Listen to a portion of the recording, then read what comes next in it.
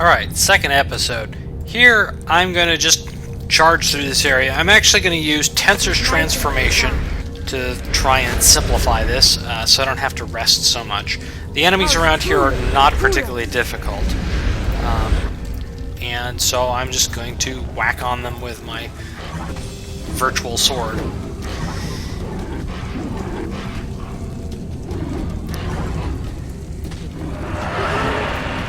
I probably could. Later in this campaign, it becomes actually difficult to rest. Well, not difficult, somewhat annoying. Because you have essentially a meter which will go away. We'll talk about that later. For now, I'm just going to hit things. Oh look, Sophia ran into something. She has like a -70 AC and no hit points. So, while she may be a decoy for a few seconds, you don't really expect that she will be of any importance whatsoever in a fight, which is the point. And, you know, just for reference, this game does not work like Storm of Zahir, and that if a character dies, they automatically resurrect at the end of the fight. Sophia will be doing that a lot. I will try and keep my the other characters with me when I go out adventuring, even if they're not actually going to do anything, just so they're there for conversations. And we pick up this ancient offering chest.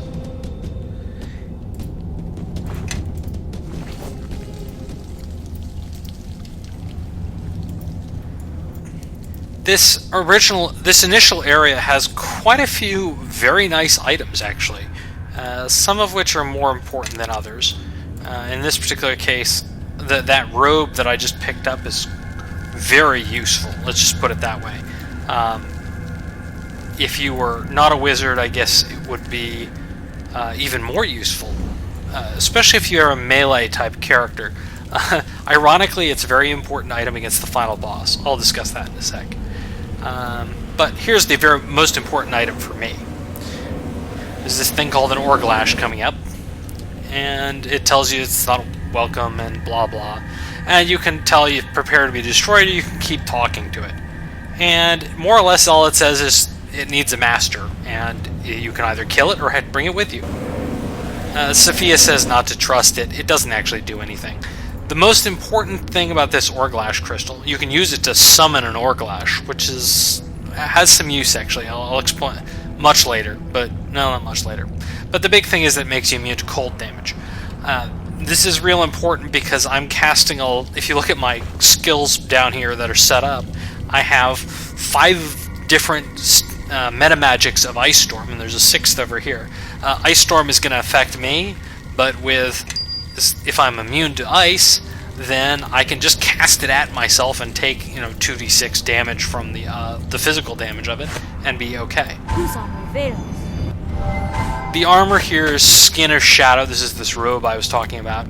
It casts Shadow Shield, and you don't actually have to wear the robe except to cast it. You can just wear it and then switch it out for another item if you really felt like it, and still have that effect. It makes you immune to negative energy damage, among a lot of other useful effects.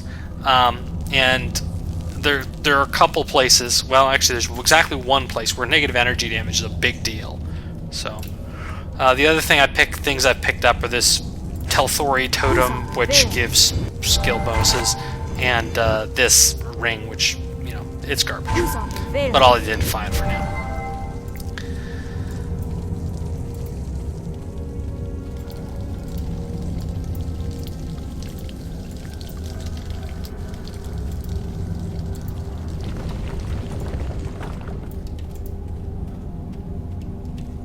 Now that I'm immune to ice damage, I can walk up to these guys and say, hey look, have a maximized Ice Storm. I'm just going to cast it directly at myself, actually.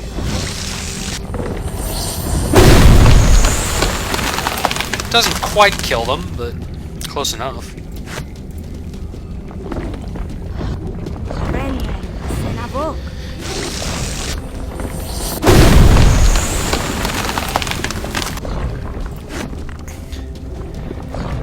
You'll probably notice that I don't really make much use of the Spirit Shaman spells.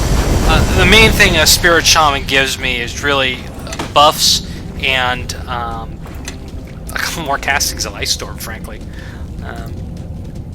This here is a Spear of Frost Harpoon, which is, I mean, it's not bad. I don't actually intend to whack anything with it, but it is a better weapon. And there are traps scattered around here. Kaji can disarm them if you really care. I don't. Most of them are electrical damage. There's one down here which is a physical attack, but they're nothing big deal. They won't kill you.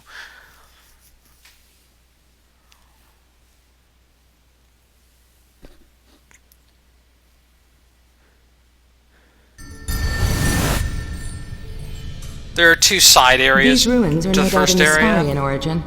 This hill was a city in eons past. And while there's not anything critical down here, they do have some useful loot, which is important because I've gotten rid of all my equipment in order to have just more crippling items, which, you know, maybe not a big deal. The default equipment it supplies you with is not really all that good. If you're importing a character, it will clean out your inventory, it will also remove your weapon, but everything else will come with you. So if you're importing a character from the original campaign, which is sort of, I think, what they intended you to do, you'll still have your original equipment. One thing in particular, if you're coming in from the original campaign, try to bring a headband of intellect, because there's really not any good plus int items, and if you're going to use Sophia, she really needs one. I'm just gonna do this tensor style.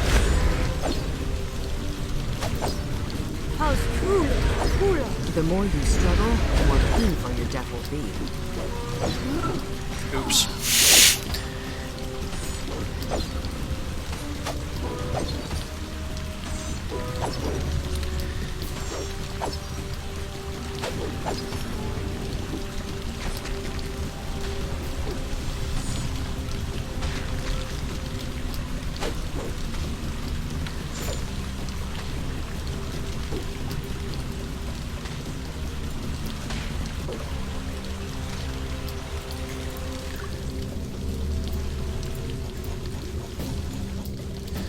And there's another trap in here, which I'm just going to set off, since I have the bonus hit points from Tensor's transformation.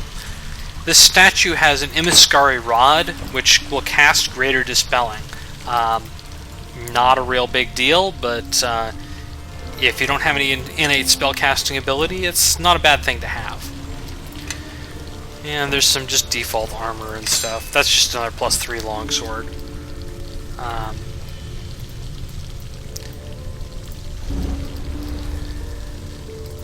And I'm encumbered, of course, because I'm a wizard, I don't really have a whole lot of strength. And,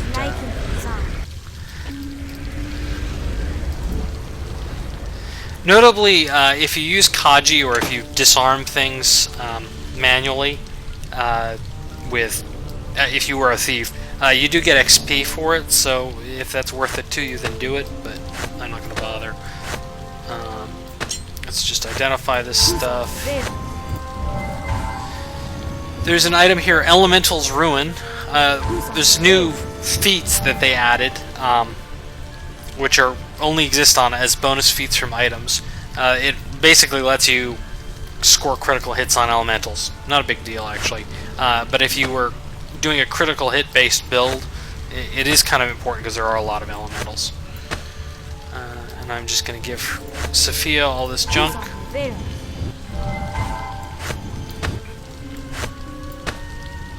Yes. One item that is worth picking up here is this belt, which is just +4 strength, which is just lets me carry more stuff. Not a big deal, but, you know, hey, when you got nothing, anything's good. I'll clean up these essences.